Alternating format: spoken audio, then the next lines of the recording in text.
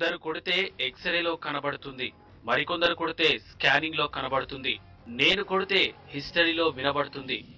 ఇది లయన్ సినిమాలో నటసింహం బాలకృష్ణ డైలాగ్. కొత్త సంవత్సరం కానుకగా విడుదల చేసిన ఈ టీజర్ సామాజిక వెబ్సైట్లలో హల్చల్ చేస్తోంది.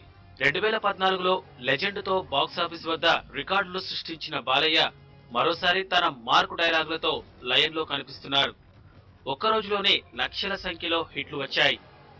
ఇక ఆయన అభిమానులు, టీడీపీ కార్యకర్తలు దీనిని ఫేస్బుక్ లో కూడా తెగ షేర్ చేస్తున్నారు.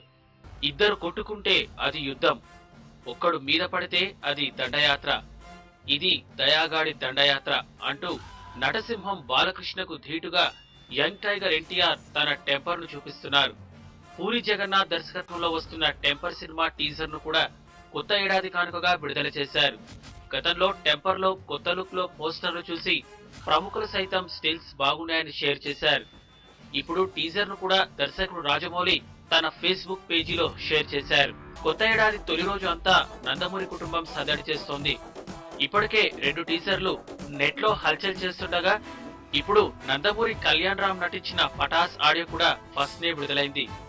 జానకిరామ్ మరణంతో వాయిదా పడ్డ ఆడియో ఫంక్షన్ ను జనవరి 1కి మార్చారు.